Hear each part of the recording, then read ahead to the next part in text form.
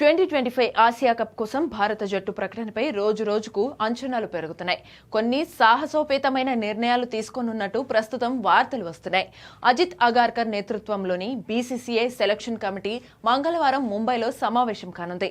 ఈ continental event కోసం జట్టును ఎంపిక చేయనుంది. అయితే ఈ మెగా టోర్నీకి ఐపీఎల్లో చెలరేగిన ప్లేయర్ల ద్వారా జట్టును ఎంపిక చేస్తే ప్రస్తుత జట్టులో చాలా పోటీ ఉంది.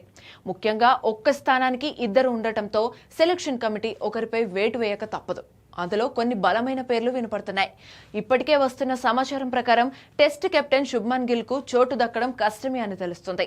ఇక మరో ఓపెనర్ యశస్వి జైస్వాల్ ని కూడా పక్కన పెట్టే అవకాశం ఉందని తెలుస్తుంది. ఈ క్రమంలో ఇప్పుడు మరో ప్లేయర్ తెర మీదకు వచ్చాడు. అతడే శ్రేయాస్ అయ్యర్. అవును, ఇటీవల శ్రేయస్ అద్భుతంగా రాణిస్తున్న జట్టులో స్థానం కోసం చూస్తున్నాడు. ఇదే క్రమంలో ఓపెనర్స్ గా అభిషేక్, సంజు శాంసన్ ఖరారైనట్లు సమాచారం.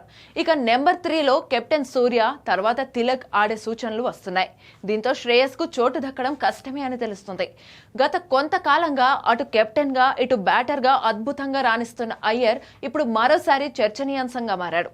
దీంతో సెలెక్టర్ శ్రేయస్ కు ఆసియా కప్ జట్టులో స్థానం కల్పిస్తారో లేదో చూడాలి.